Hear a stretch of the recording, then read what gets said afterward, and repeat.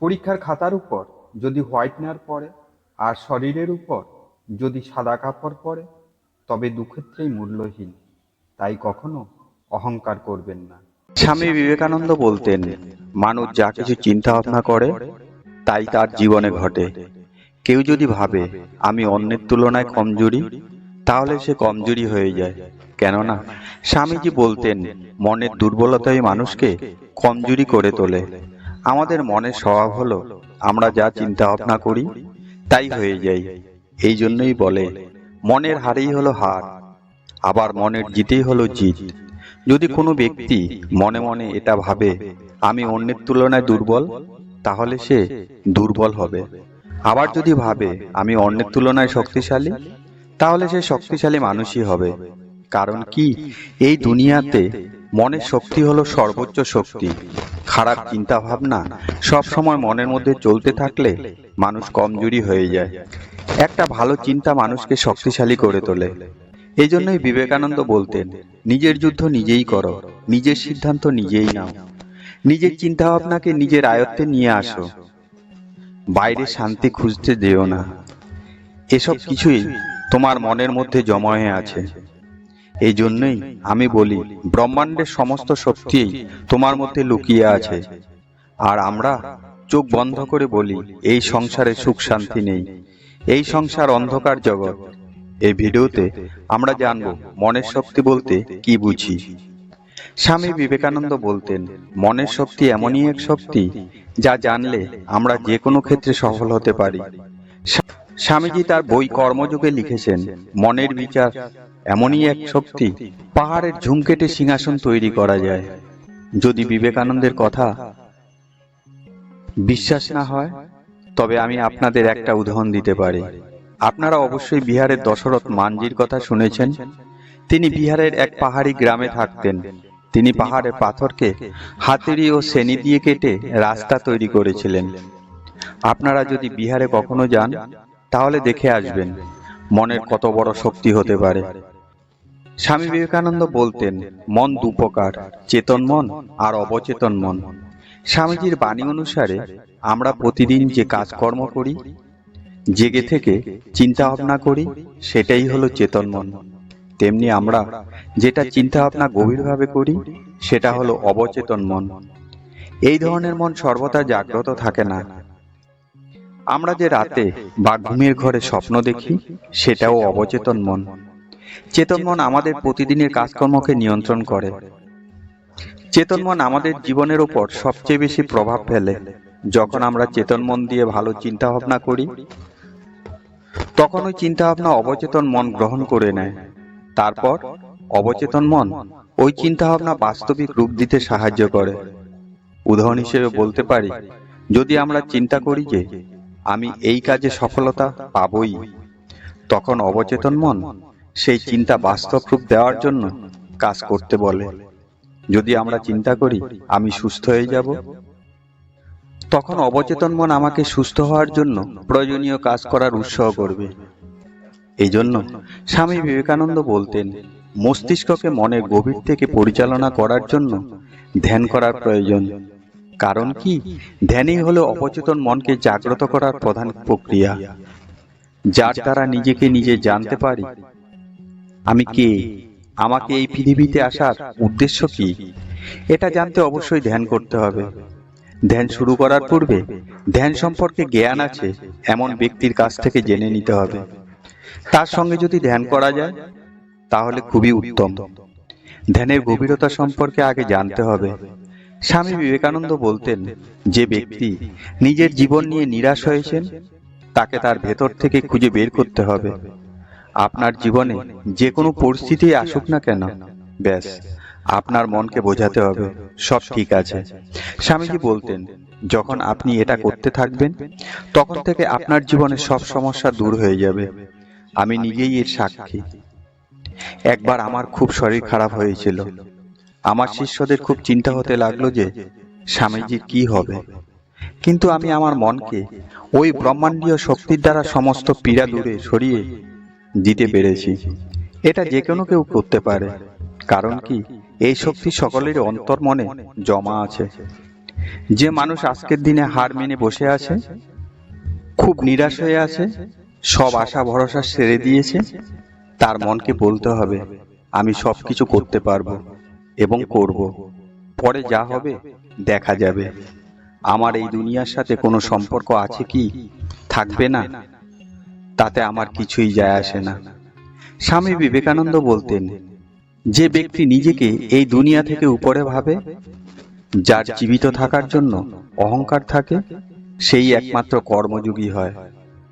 তার মধ্যে ব্রহ্মাণ্ডের সমস্ত শক্তি বিরাজ করে, যা তোমাকে চিৎকার করতে করতে বলতে থাকে, আরে ছাড় না ভাই, যা হবে দেখা যাবে, চিন্তা করিস না, এখনো অনেক কিছু বাকি আছে, কর্ম করো, তারপর আমি সবকিছু সামলে নেব।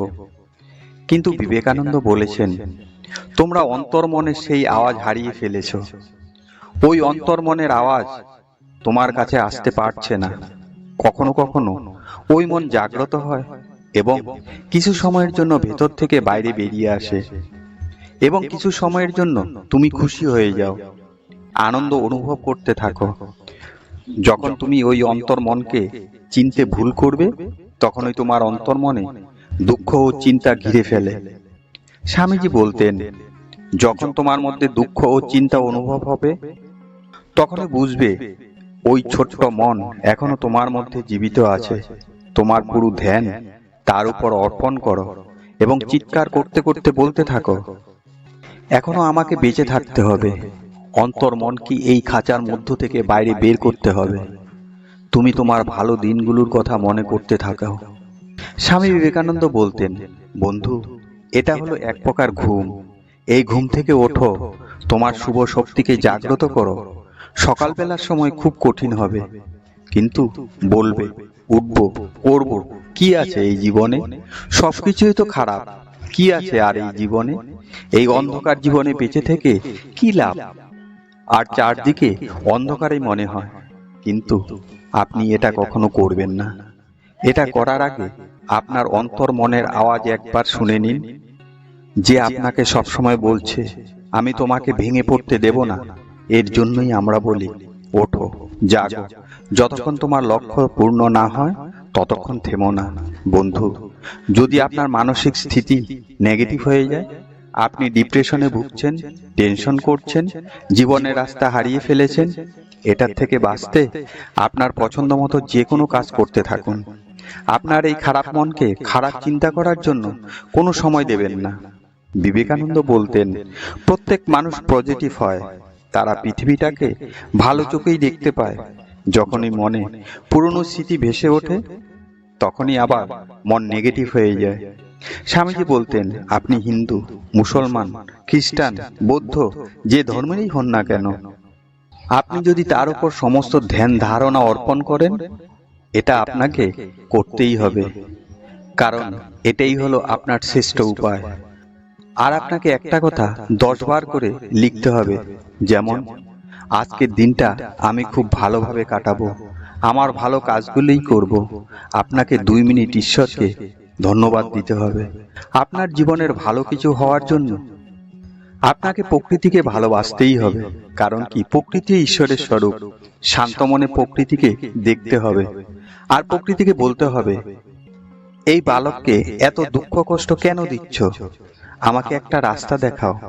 একটা উদাহরণ দিলে ভালো বুঝতে পারবেন। গণিত বিশেষজ্ঞ রামানুজের নাম অবশ্যই শুনে থাকবেন।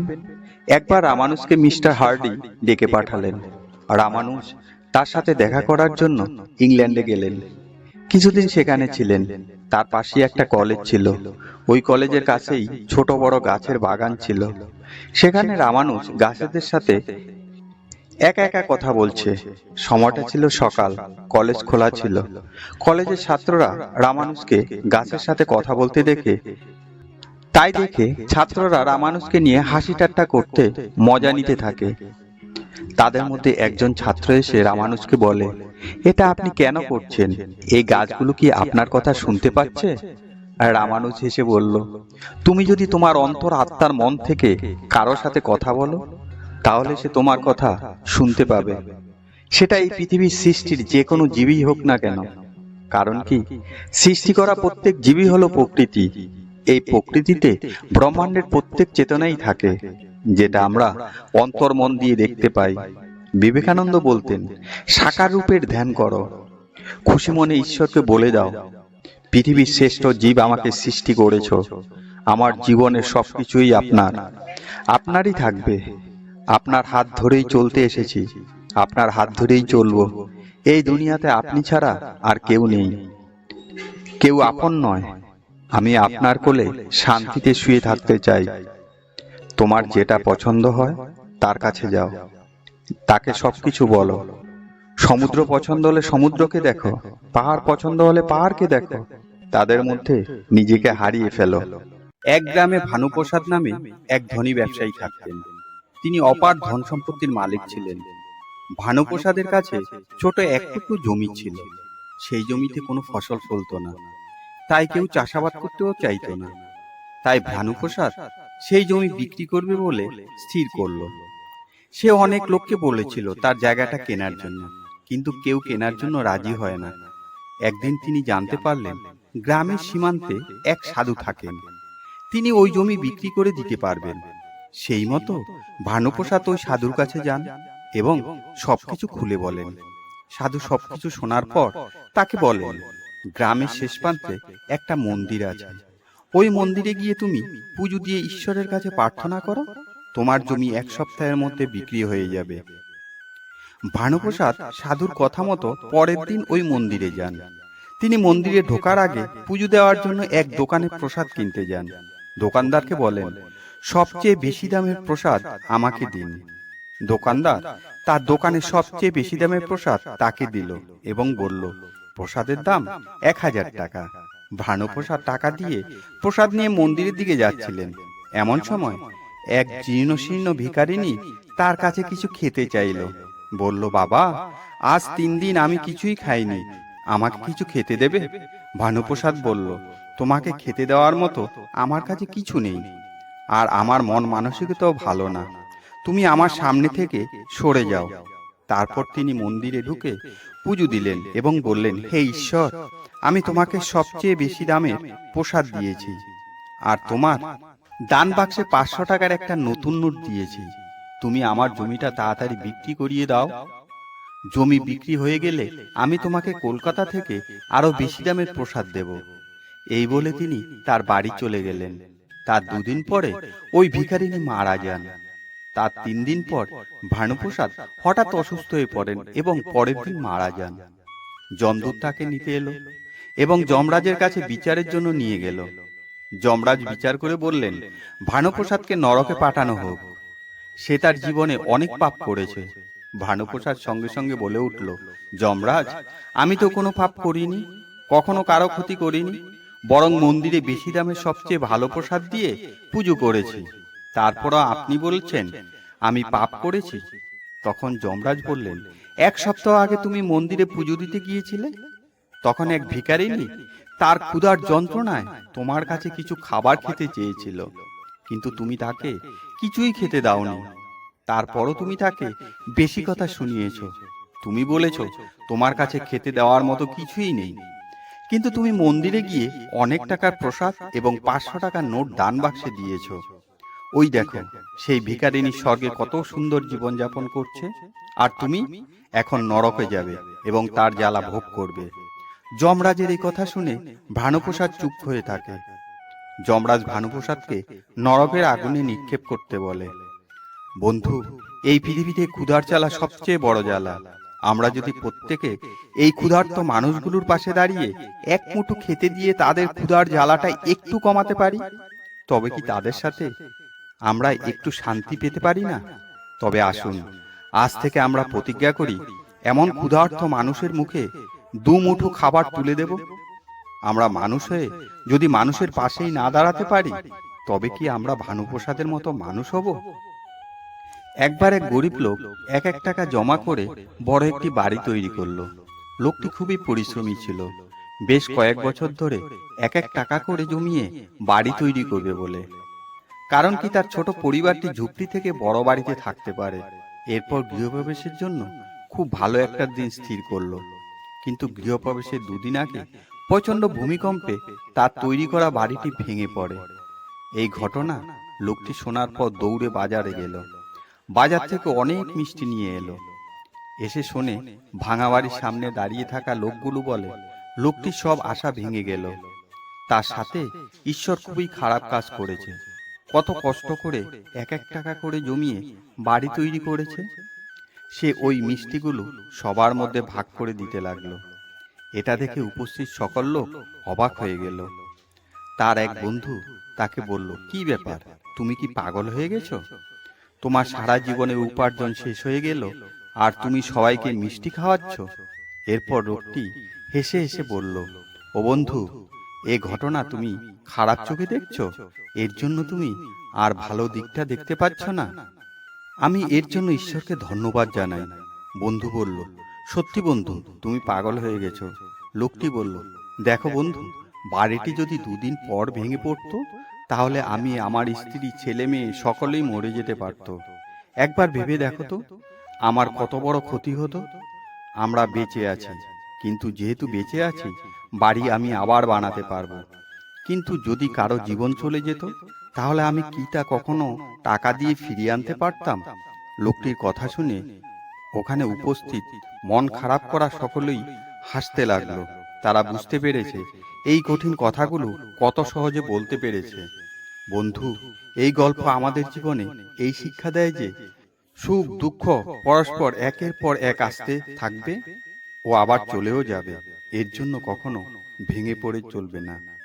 যখন আমাদের জীবনে সুখ দুঃখ আসে তখন আমরা আনন্দ অনুভব করি, আবার যখন দুঃখ আসে তখন কষ্ট অনুভব করি।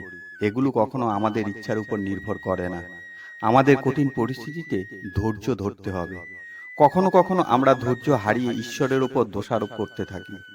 তখন আমরা শুধু দুঃখটাই দেখতে পাই। এই দুঃখের কথা ভাবতে ভাবতে আমাদের মধ্যে যে সুখ শান্তিটুকু থাকে তাকেও হারিয়ে ফেলি। এই সময় আমাদের ভালো দিকটা চিন্তা করতে হবে। যদি খারাপ দিকটা চিন্তা করি তবে আমরা আরো ভেঙে পড়ব।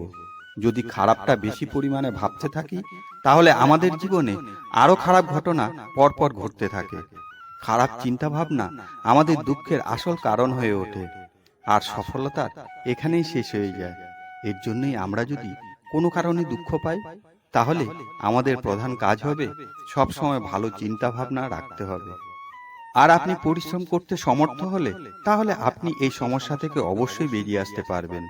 ধৈর্য রাখতে হবে, আবার সাথে সাথে পরিশ্রমও করতে হবে। যেমন আগের গল্পে লোকটি গরিব ছিল, কিন্তু সে পরিশ্রমে সমর্থ। পরিশ্রমের উপার্জন নষ্ট হয়ে যাওয়ার পরও সে খুশি ছিল, কারণ সে জানতো পরিশ্রম করে সে আবার উপার্জন করতে পারবে ও নতুন আরেকটা বাড়ি তৈরি করতে পারবে।